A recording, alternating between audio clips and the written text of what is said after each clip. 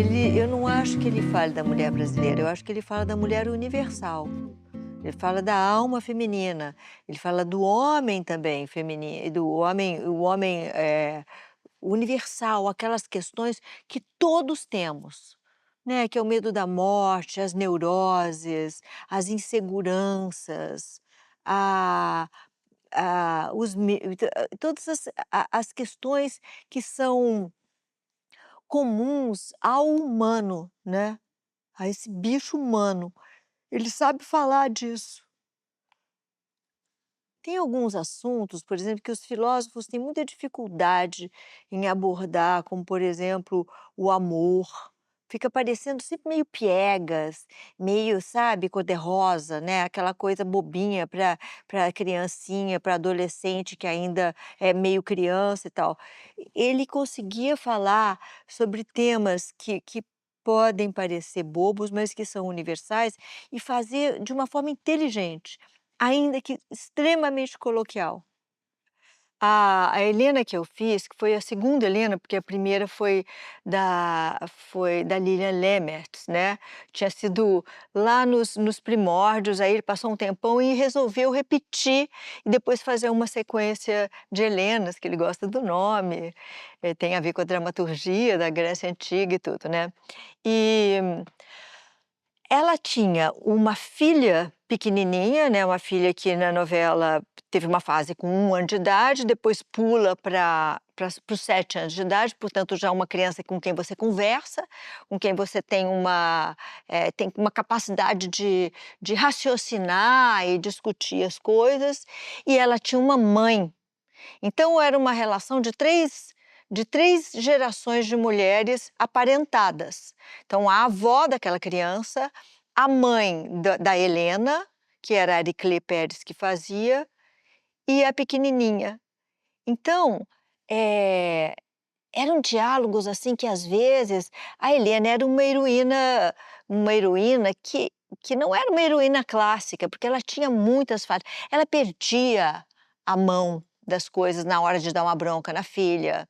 Ela cometia, ela tinha atitudes muito equivocadas, na verdade. Ela tinha um temperamento que se manifestava e que não era típico das mocinhas, né. Eh, Ela vivia numa correria, num batidão, ela mentiu, ela disse que estava grávida e era uma barriga falsa. Mesmo assim, ela se manteve sendo querida como personagem, porque porque ela tinha também, junto com isso, toda uma dose de humanidade, né, e de você entender: "Talvez eu fizesse aquela mesma coisa". Mas ainda assim, a gente recebia memorandos do Boni dizendo: "Ah, hoje a novela deu 70 pontos de Ibope", porque era nesse nível. As novelas das 7 e das 8, que hoje em dia é 21 horas, mas naquela época passava às 8, estavam mal. As pessoas, assim, que tinham atingido, os atores que tinham atingido um determinado patamar não faziam novela das 6. Tinha uma coisa assim, tipo, sabe, eu não faço isso. O Boni pediu para mim e para o Tony, pra gente aceitar. Nós aceitamos, muito em função da qualidade do texto do Maneco também, sabe. Era ler aquele negócio e falar assim: "Nossa, ele veio para arrebentar aqui com esse negócio". Manuel Carlos, um nome que ressoa no coração da televisão brasileira, revelou em suas obras a essência da mulher como centro do universo. Em conversas despretensiosas pelo Leblon, ele frequentemente afirmava: "A mulher, para mim, é tudo. Elas agem movidas pelas emoções mais do que pela razão, desafiando as convenções sociais e refletindo a complexidade do ser feminino. Essas personagens são muito mais que arquétipos. São espelhos de uma sociedade em mudança, repletas de anseios, inseguranças e muitas vezes mais erros do que acertos." Estamos falando de Helenas de Manuel Carlos. A minha chegada na novela foi muito tumultuada, porque o pai da minha filha, meu companheiro, ele teve um infarte. E aí, a sensação, eu teria que viajar para a locação, naquela época não tinha o Projac, então a gente quando ia fazer cenas em alguma cidade, alguma vila que tivesse na novela, a gente escolhia uma vila e essa vila que tinha escolhida era em Minas Gerais, então a gente tinha que passar 15, 20 dias ao todo. E ao mesmo tempo tinha a demanda de um filho pequeno que eu não tinha cartilha, eu não tinha mãe, não tinha pai, não tinha ninguém para me ajudar, e não tinha conhecimento daquilo, de como é que se faz aquilo. E eu era protagonista. Naquela época, protagonista, assim, 70% do que acontecia na novela envolvia a protagonista. Hoje em dia eles descobriram, né, que os atores morrem, ficam doentes e tudo, e começaram a fazer núcleos que têm pesos semelhantes à história central. A história central não é mais tão central. Naquela época, era absolutamente central. Então tudo envolvia esse personagem, então eu realmente não estava presente em casa e levava a filha para tudo quanto era lugar, embaixo do braço, amamentava correndo, aí voltava. Era muito complicado, sabe. Ele é único, né, quando escreve sobre os dramas da mãe, principalmente. Eu acho que nenhum outro autor anteriormente tivesse abordado com tanta frequência, com tanta profundidade, o drama materno como Manuel Carlos. Talvez Janete Claire, eu acho que talvez Janete Claire, em algumas ocasiões, porque Janete também era uma autora que levantava muito a questão feminina, a questão da maternidade. Eu acho que Janete Claire, ela chegou lá. Mas a Janete Claire, como ela, né, no tempo, a última novela dela foi em 1983, isso foi há muito tempo, foi há mais de 40 anos. Eu acho que para a nossa teledramaturgia moderna, o Maneco trouxe um frescor nessa questão. Eu acho que nenhum outro autor contemporâneo de Manuel Carlos escreveu tão bem sobre a mulher e a maternidade como ele fez, porque são sempre questões maternas, né? Eu acho que talvez, eu estou pensando aqui, a única Helena que não teve uma questão materna tenha sido a da Thaís Araújo em Viver a Vida, que ela não tinha filhos, né? Porque as outras todas tinham filhos e tinham questões com esses filhos, né? Manuel Carlos tem sido um farol na literatura televisiva, revelando as complexas camadas do feminino com uma sensibilidade única. Em suas obras, ele não apenas narra histórias, mas desperta discussões profundas sobre o papel da mulher na sociedade. A repressão sexual, a insatisfação conjugal, a busca incansável pela liberdade feminina, todos esses são temas que mais de 40 anos depois continuam a ressoar com a mesma intensidade. Não, eu não vejo evolução. Acho que não é questão de evolução, porque cada Helena, apesar daquele cerne, daquela coluna vertebral, né, elas tinham cada uma história muito clara a ser desenvolvida. Então, eu não vejo evolução, tá? O que eu vejo é a evolução da televisão, é algo fora do Maneco. É a evolução da televisão. A TV de 1981, da primeira Helena, de Lilian Lemmertz, era uma televisão completamente diferente do que foi a TV da década de 90. E a TV da década de 90 é completamente diferente do que é hoje. Então, a televisão, a forma de fazer novela, a forma de escrever novela e a narrativa, elas mudam ao longo do tempo. Então, o autor se adapta à demanda de seu tempo. Porém, as Helenas eu não vejo evolução, não. Acho que não é o caso da Helena ter tido evolução, entendeu? Aconteceu daquela maneira, sabe. Agora, a gente recebia esses memorandos do Boni comemorando, era toda semana vinha flores, vinham, elogios, a TV Globo inteira ficava sabendo que a gente estava nós éramos a novela que dava mais Ibope, a das 6 dava mais Ibope que a das 7, que a das 8, e subiu todo mundo. E depois ela foi vendida para o mundo inteiro, à torta e à direita, sabe. Então tinha uma compensação de saber que aquilo que a gente estava fazendo, aquele um super sucesso, num horário que todo mundo meio que achava que, sabe, meio mequetrefe, torcia o nariz, mas a gente estava lá em cima, entendeu? O elenco era todo excelente, a história era maravilhosa, era a primeira direção de uma mulher, que era a Denise Saraceni. Então tinha uma sensibilidade ali outra, diferente para tratar daqueles assuntos psicologizados, daquelas filosofias. Não podia ser outra pessoa. A Denise era indicadíssima e ela veio assim com a faca nos dentes de entusiasmo, sabe?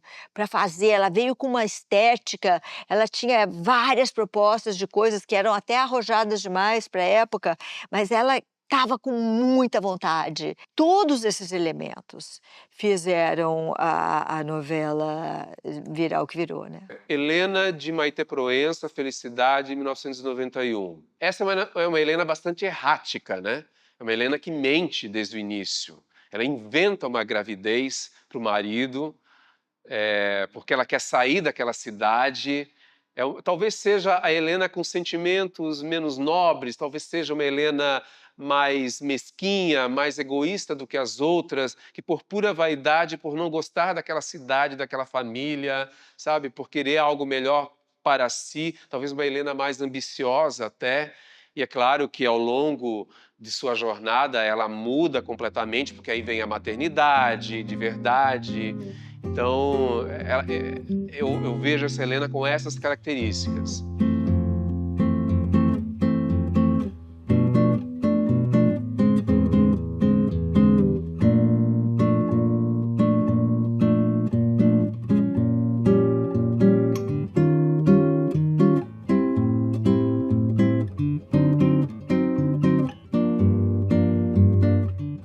A personalidade cheia de contradições. Isso que fazia dela uma pessoa encantadora, né, porque somos todos desse jeito.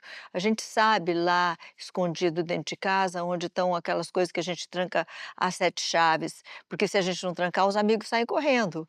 Então, mas elas existem, elas estão lá dentro. Então, ela manifestava tudo isso.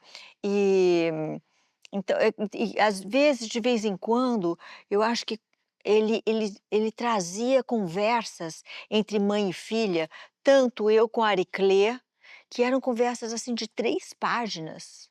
E hoje em dia ninguém ousaria botar 3 páginas num diálogo de novela, mas ele ousava.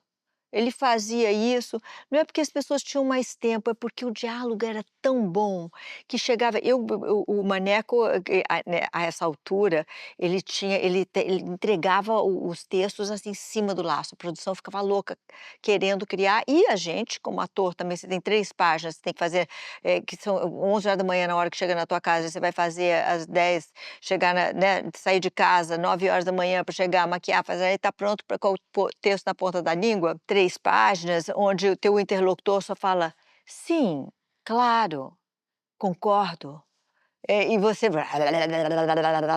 então, era complicado, só que era tão coerente, era tão possível aquilo, uma frase que seguia a outra numa forma tão harmônica e inteligente, que ficava fácil de decorar.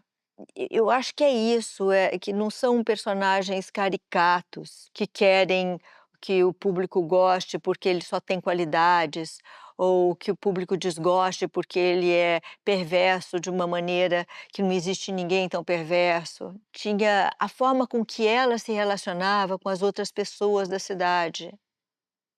O Ednei Giovanazzi fazia uma espécie de corcunda de Notre Dame, né, ali, e ela gostava dele, ela era amiga dele. Isso amenizava o fato de que ela tinha dado uma bronca na filha, que era desmedida, e depois ela ia pedir desculpas, e aí elas conversavam, depois brigavam e gritavam de novo. Então, e as relações eram muito verdadeiras. Desde os primeiros traços de suas personagens, Manuel Carlos escreveu a mulher como um enigma fascinante e indomável. Suas Helenas e tantas outras protagonistas não eram apenas espelhos da realidade, mas vozes que ecoavam desejos, inquietações e a incansável busca por autonomia. Ele desenhou mulheres que amam sem reservas, que desafiam convenções e que muitas vezes pagam o preço por escolherem a própria liberdade. Mulheres que não pedem permissão para existir, que abraçam seus erros e reivindicam o direito de recomeçar. O Maneco é um mestre do melodrama, certo? É um mestre do folhetim. Eu acho que não resta a menor dúvida disso. Todo bom folhetim, existe a heroína e existe a anti-heroína, ou a antagonista, ou a vilã. E as vilãs, elas estão presentes nas novelas de Manuel Carlos, mais precisamente desde 1991, com a Helena de Maite Proença. Nós tínhamos ali a personagem da Viviane Pasmanter, que era a Débora, e era uma antagonista sensacional, com as características que talvez o Maneco acaba repetindo nas suas antagonistas posteriores que vieram depois, né? Porque aquela moça mimada, egoísta, que é capaz de tudo, de fazer qualquer loucura para atingir os seus objetivos na disputa, seja qual for, com a Helena, nós vimos repetidas em Carolina Ferraz, na novela História de Amor, ainda com uma outra antagonista, que era a personagem de Lília Cabral, a Sheila. Duas antagonistas ótimas, maravilhosas. Minhas lembranças são assim, sei lá, andando de carroça com a minha filhinha. Eu nem me lembro, mas como é que chamava a cidade? Vila Feliz? Não, Porto Feliz, alguma coisa assim. Mas a cidade de verdade era outro nome que era em Minas, né?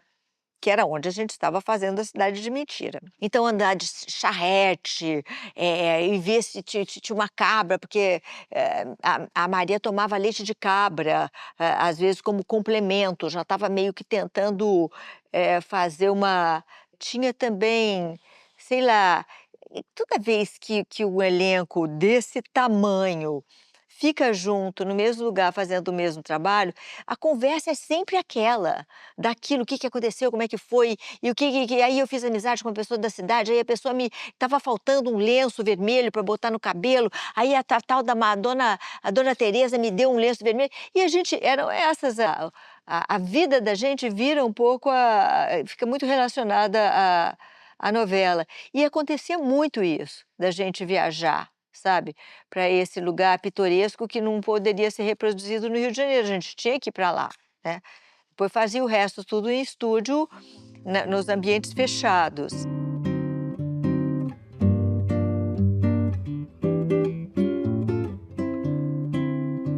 As tramas do Maneco eram muito ágeis. Eu revi História de Amor recentemente, a novela não para, a novela não tem barriga, a novela é incrível do início ao fim, ela se mantém num ritmo muito bom, não existe barriga ali, entendeu? Pelo menos em História de Amor. Eu lembro de uma barriguinha em Laços de Família, por exemplo, mas eu acho que no caso, o que a gente pode citar é os diálogos, talvez diálogos longos, né? Que hoje em dia é tudo muito mais clipado do que era até a década de 90, até mesmo até os anos 2000. Então, os diálogos eram mais longos. Hoje, o diálogo não pode ser mais longo, porque hoje você tem um smartphone à mão, ou você tem uma infinidade de opções no streaming, ou outras formas de entretenimento que vão te roubar a audiência da telenovela, né?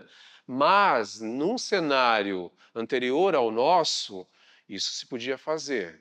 Então, realmente, os diálogos do Maneco, sim, eram diálogos mais longos, porque eram diálogos mais profundos, que precisava, né, de uma maior explicação, etc. Tem até uma famosa cena de Mulheres Apaixonadas, de um diálogo que é considerado o recorde. Eu não tenho esse número aqui, não sei quanto tempo durou esse diálogo, mas era Cristiane Torlone com Tony Ramos, um diálogo infindável que eu acho que durou um bloco inteiro, só os dois conversando em cena, que é uma coisa absolutamente impensável hoje em dia.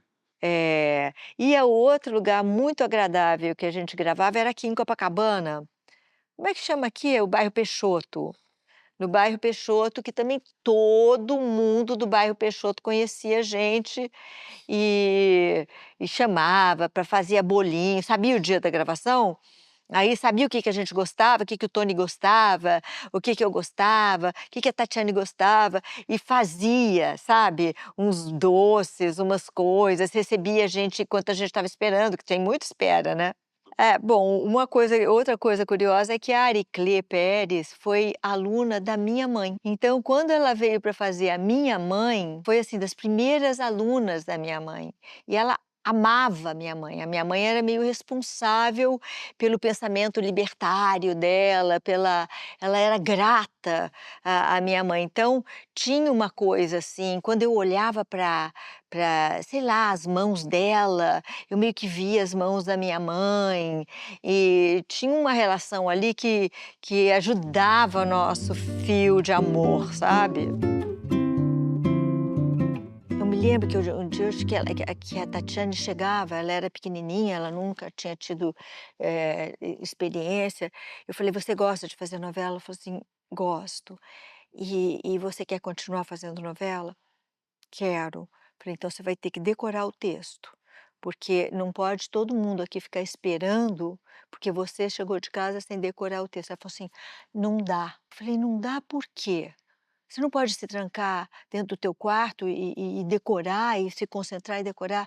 Ela falou: "Eu durmo com 6 pessoas dentro do quarto". Não sei se era 6 ou 4, mas era tipo assim. Aí eu falei: "Então se tranca no banheiro". Eu falei: "Só tem um banheiro na minha casa e são 12 pessoas dentro da minha casa". Aí eu parou tudo, né, eu falei: "Bom, então vamos fazer o seguinte, eu venho para cá 1 hora antes, você também vem 1 hora antes, e a gente decora juntas, e aí a gente vai arrasar. O que que você acha disso?" Falei assim: "Eu acho bom". Aí passou a fazer isso. E aí o que aconteceu foi que nós ficamos muito parecidas. Acho que ela foi olhando e foi mimetizando um pouco como que eu igual um filho faz, foi mimetizando minha maneira de mexer as mãos ou de fazer as coisas, talvez até inconscientemente. Mas como a gente estava naquela fase momento vulnerável, de que nenhuma das 2 sabia o texto e a gente tinha que aprender aquele texto e a gente ia usar aquilo daqui a meia hora. Como a gente estava fragilizada, nesse momento você fica muito permeável a tudo. E ela foi absorvendo as maneiras, eu talvez também dela, e a gente ficou parecida, sabe. Era muito e o texto era muito de verdade. Então era fácil, ficar que aquela relação se tornasse cada vez mais verdadeira. E além desse elenco, assim, esse elenco extraordinário ainda tinha o Tony, né, porque o Tony é realmente uma pérola. O Tony é uma pessoa boa. Ele é uma pessoa melhor do que as outras pessoas. Então, não é porque ele tenta ser melhor não, é porque ele é mesmo. Ele faz um esforço, eu imagino, porque não é fácil ser uma pessoa boa num mundo de gente tão estúpida, grosseira, mentirosa, indisciplinada, com vontade de dizer não para tudo. Mas ele tem um negócio de uma ele é o homem cristão, né. Não sei nem se é por cristandade, mas ele tem os melhores valores como pessoa. Então trabalhar com alguém assim, facilita a vida. Você vai ficar 1 ano da tua vida ali, né. Tem dia que você chega que você não está muito bem, você não dormiu naquela noite.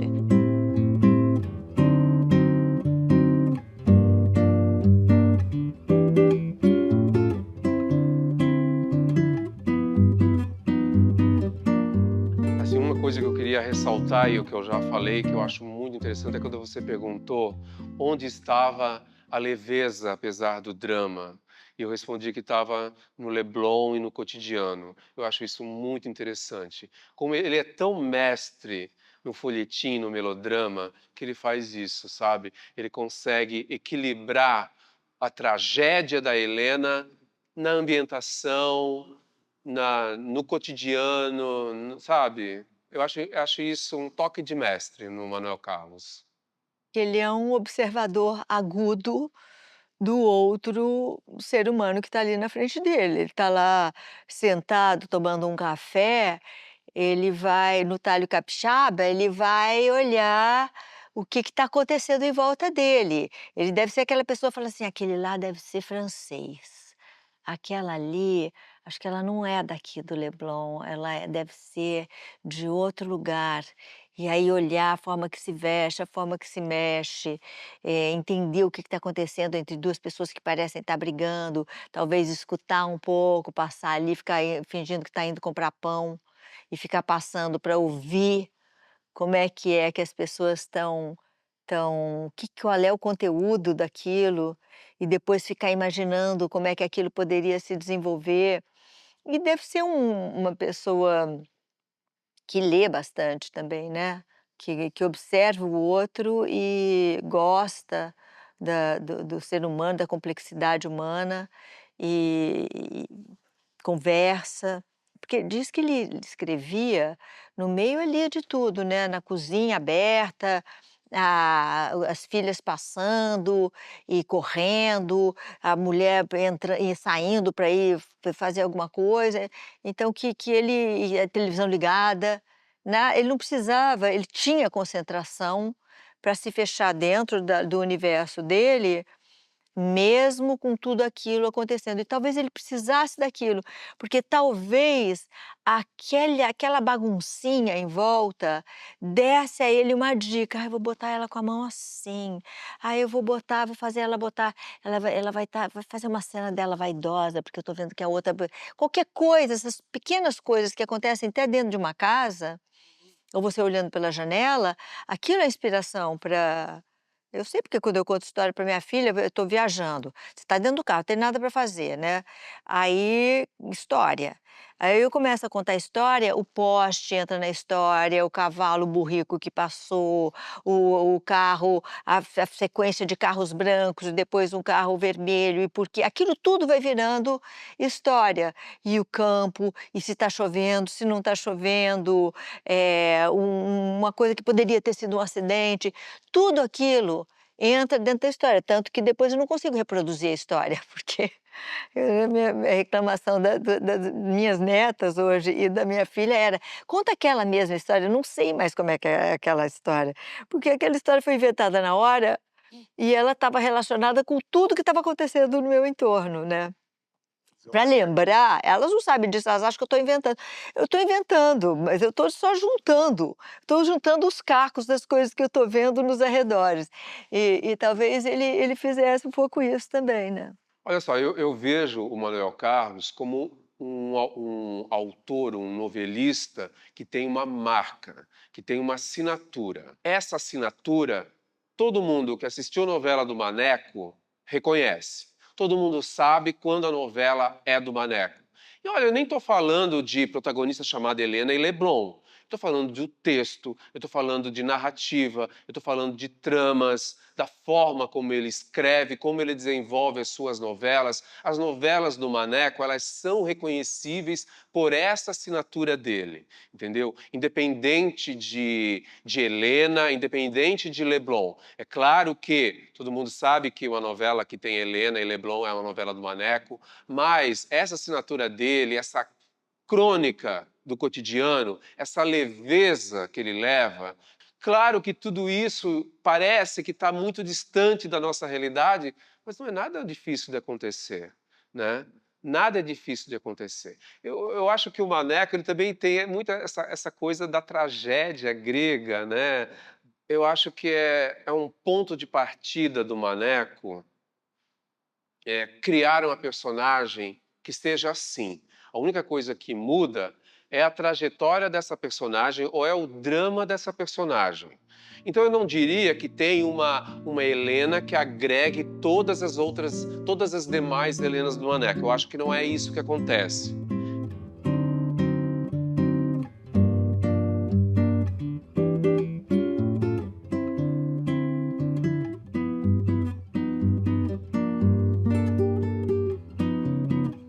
Ele é um cronista, né, ele está vendo o cotidiano, ele está vendo um dia depois do outro, e é dali, dessa vida simples, né, dessa vida que não é cheia de sensacionalismos e cheia de eventos extraordinários, não, é o cotidiano mais simples, o corriqueiro, é o almoço em torno da mesa, é o passeio no parque, são coisas da onde parece que não vai sair nada, né. Mas aonde que saem as coisas do Maneco? Saem das relações humanas, é dali que sai. Então pode acontecer num parque ou pode acontecer descendo uma montanha-russa, né, mas não ou pode ser em Las Vegas, mas o que interessa não é o lugar muito, é mais aquele encontro, né.